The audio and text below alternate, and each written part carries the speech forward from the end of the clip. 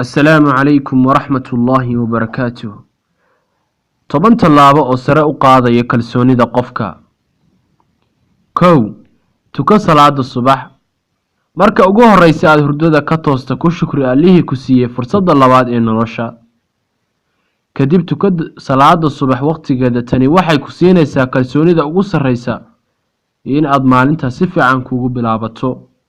labo jimicso jimicsigu waxa uu sare u qaadaa qaab dhismeedka jirka waxa uu qofka siiyaa firfircooni waa hab fudud waxtarna u leh inuu sare u qaado kalsoonida qofka.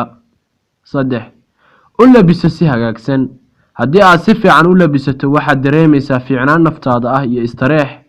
afar u fikir si wanaagsan haddii qofka ay ku badato sheekooyinka negatifka ah wuxuu bilaabayaa inuu si xun u fikiro maskaxdiisana daaliyo. haddaba u fikir si positive ah dhanka wanaagsan ka eeg wax kasta. shan noqo mid naxariis badan oo deeqsi ah dadka oo aad u naxariisataa deeqsi ah oo aad noqotaana waa waxa ugu sarreeya ee qofka siiya farxad taasoo sare u qaada kalsoonidiisa. lix hel hurdo kugu filan jirkaagu wuxuu u baahan yahay 6 ilaa 8 saacadood oo hurdo ah habeen kasta.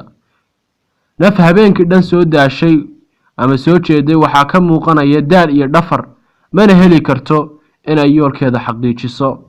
7 ku dadaal nadaafadda jirkaaga oo dhan hagaaji wixii cillad jira hubi in ay nadiif yihiin cidiyahaaga timahaaga ilkahaaga iyo dhammaan jirkaaga nadaafaddu waa nolol.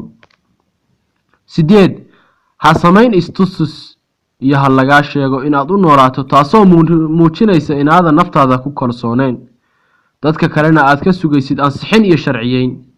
9 dhoolla cadeen markasta si aad u dhammaystirto muuqaalkaaga dhoolla cadayntu waa hab raqiis ah dadkana lagu kasbado.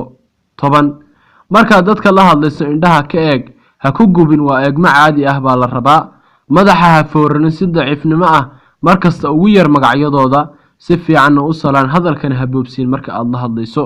haddaba sii fi walaal muuqaalkan qiimaha badan haddaad channelka ku cusub tahayna subscribe dheh muuqaalkanna haddaad ka heshay like saar